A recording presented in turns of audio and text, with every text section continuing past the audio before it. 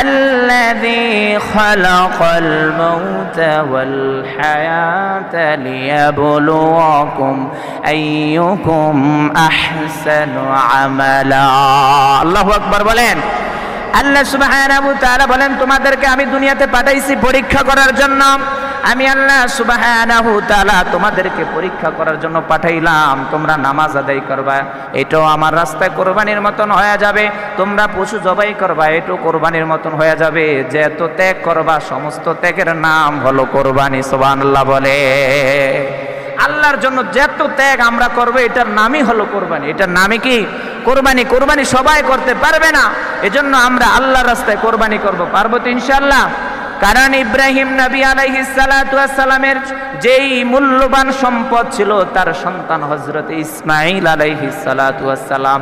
আল্লাহ পাক ইব্রাহিম নবীকে স্বপ্নে দেখাইলেন, ও আমার বন্ধু ইব্রাহিম, তুমি আমার রাস্তায় কোরবানি করো।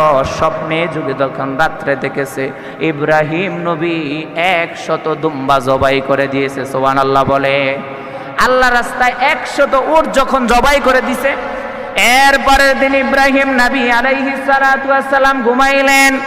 ইব্রাহিম নবী আলাইহিস সালাতু ওয়াস সালাম ঘুমের মধ্যে আবার পুনরায় দেখতেছে, ও ইব্রাহিম, তুমি আল্লাহ রাস্তায় আবার কোরবানি করো।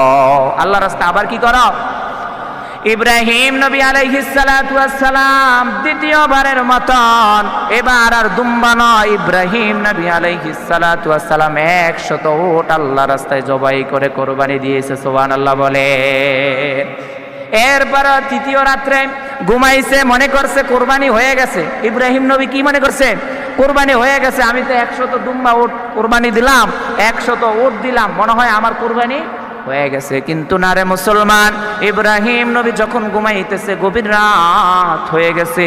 ওই ঘুমের মধ্যে ইব্রাহিম নবী আলাইহিস সালাতু ওয়াস সালামকে আবার আল্লাহ পাক স্বপ্নে দেখাইলেন, ও ইব্রাহিম নবী, তোমার মূল্যবান সম্পদ দুনিয়ার জমিনে যেইটা তোমার কাছে সবচেয়ে দামি এবং সবচেয়ে প্রিয়, ওই বস্তুটা দিয়ে আমার রাস্তায় কোরবানি করা। সুবহানাল্লাহ। ইব্রাহিম নবী আলাইহিস সালাতু ওয়াস সালামের আর বুঝতে বাকি ছিল না। সে মনে মনে ভাবল, দুনিয়ার জমিনে আমার একমাত্র সন্তান, কলিজার টুকরা হযরতে ইসমাঈল আলাইহিস সালাতু ওয়াস সালাম, আমার চেয়ে দামি, এই ইসমাঈলের চেয়ে দামি মূল্যবান জিনিস আমি ইব্রাহিমের কাছে আর কিছু নাই। সুবহানাল্লাহ বলেন।